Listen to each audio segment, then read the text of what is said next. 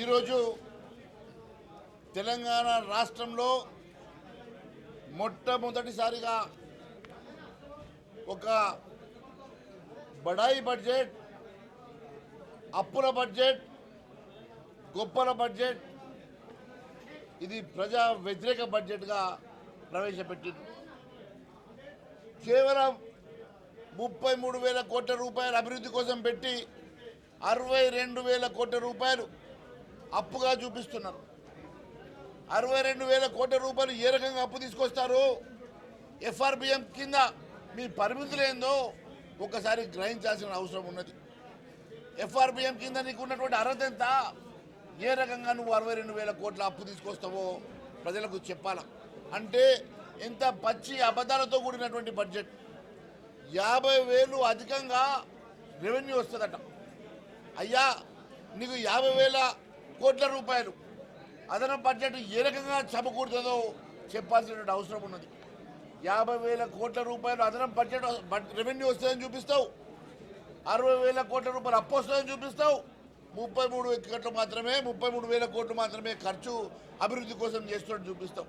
అంటే ప్రజానీకాన్ని ఏ రకంగా మోసం చేస్తూ ఉన్నావో ఈరోజు ప్రజలు గమనిస్తూ ఉన్నారు అని తెలియజేస్తూ ఉన్నారు. అప్పులు కుప్పలుగా పేరుకపోతూ ఉంటే మరిన్ని అప్పులు చేసేటువంటి ప్రయత్నం చేస్తూ ఉన్నారు. మీరు ఇంకా ఈ రాష్ట్రాన్ని అధోగతి పాలు చేసి దివాలా తీయించే తరఫు మీరు ఈ రాష్ట్రాన్ని తీసుకెళ్తా ఉన్న సంగతి తెలియజేస్తూ ఉన్నాను. ఇన్ని బడాయిలు చెప్పేటువంటి ముఖ్యమంత్రి గారు మీరు ఇచ్చిన హామీలు మీకు గుర్తుందని అడుగుతున్నా. ఇన్ని బడాయిలు చెప్పేటువంటి ముఖ్యమంత్రి గారు ఏ ఒక్క హామీ కోసమైనా బడ్జెట్ కేటాయించారా అని చెప్పి అడుగుతా ఉన్నా. ఎక్కడ కూడా ఇచ్చిన హామీల విషయం మర్చిపోయి ఇచ్చిన హామీల ప్రకారం బడ్జెట్లో కేటాయింపులు లేకుండా కేవలం ఈ రాష్ట్ర ప్రజానీకాన్ని మోసం చేసే ప్రయత్నం చేస్తున్నమాట వాస్తవం కాదని అడుగుతున్నా. మీరు ఎక్కడైనా యువత కోసం నెలకు 4,000 రూపాయలు ఇస్తామని 35 లక్షల మంది నిరుద్యోగ యువతను మోసం చేస్తున్నమాట వాస్తవం కాదని అడుగుతున్నా. 35 లక్షల మంది నిరుద్యోగ యువత కోసం మీరు ఇవ్వాల్సినటువంటి నెలకు ప్రతి నెల మీరు ఇవ్వాల్సినటువంటి మరి స్టైఫండ్ ప్రకారం ప్రతి నెల 1,400 కోట్ల రూపాయలు కావాలా. ఈ లెక్కలో 17,000 కోట్లకు పైన నీకు రెవెన్యూ అవసరం ఉంటుంది. ఒక్క రూపాయి కూడా నువ్వు బడ్జెట్ అలొకేట్ చేయలేదు. అదే మాదిరిగా గత 7 నెలల నుంచి నువ్వు బకాయి పడ్డ నిరుద్యోగ వృత్తి దాదాపు 10,000 కోట్ల రూపాయలు, అది ఎక్కడా నువ్వు మెన్షన్ చేయలేదు. అదే మాదిరిగా ఈ రాష్ట్రంలో 4,000 రూపాయలు పెన్షన్ ఇస్తామని చెప్పి దానికోసం మీరు బడ్జెట్ అలొకేట్ చేయలేదు. 2,500 రూపాయలు మహిళల కోసం గృహలక్ష్మి కింద ఇస్తామని చెప్పిన మహాలక్ష్మి కింద ఇస్తామన్నటువంటి పథకానికి కూడా నువ్వు డబ్బులు కేటాయించకపోవడం ఇది చాలా బాధాకరమని చెప్తా ఉన్నాను. తెలంగాణ రాష్ట్రంలో ఉన్నటువంటి ప్రతి మహిళను మీరు అవమానపరిచే విధంగా, మోసం చేసే విధంగా ఈరోజు ఈ బడ్జెట్ మీరు ఈరోజు టేబుల్ చేశారు. ఈ బడ్జెట్లో మహిళలకు ఇస్తామని చెప్పినటువంటి 2,500 నెలకు 2,500 రూపాయల కోసం కావాల్సినటువంటి బడ్జెట్ని మీరు ఎక్కడ కూడా పొందుపరచలేదంటే మహిళా లోకాన్ని మీరు మోసం చేస్తున్నట్టు మాట వాస్తవం కాదా అని అడుగుతా ఉన్నాను. మీరు మహాలక్ష్మి కింద సంవత్సరానికి 14,000 కోట్ల రూపాయలు అవసరం ఉన్నది. మీరు మహాలక్ష్మి కింద అవసరం ఉన్న 14,000 కోట్లు మాట్లాడలేదు. అదే మాదిరిగా గృహలక్ష్మి స్కీమ్ కింద 17,500 కోట్లు కావాలా.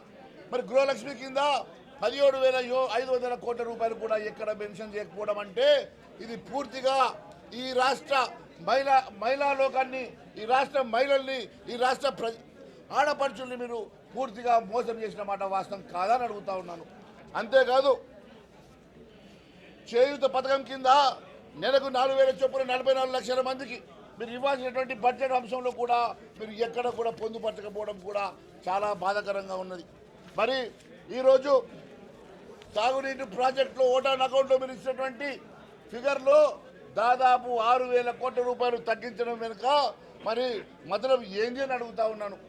అంతేకాకుండా అరకొర నిధులతోటి ఏ రకంగా మీరు మరి ఇరిగేషన్ ప్రాజెక్ట్స్ ముందుకు తీసుకెళ్తారు, ఏ రకంగా మరి దానికోసం బడ్జెట్ ఎందుకు తగ్గించారో చెప్పాల్సిన అవసరం ఉంది. యావత్ బడ్జెట్ అంచనాలు 2,91,159గా చూపిస్తున్నావు. మరి దాంట్లో రాష్ట్ర ఆదాయాన్ని కేవలం 1,21,000 పై చూపిస్తూ ఉన్నారు.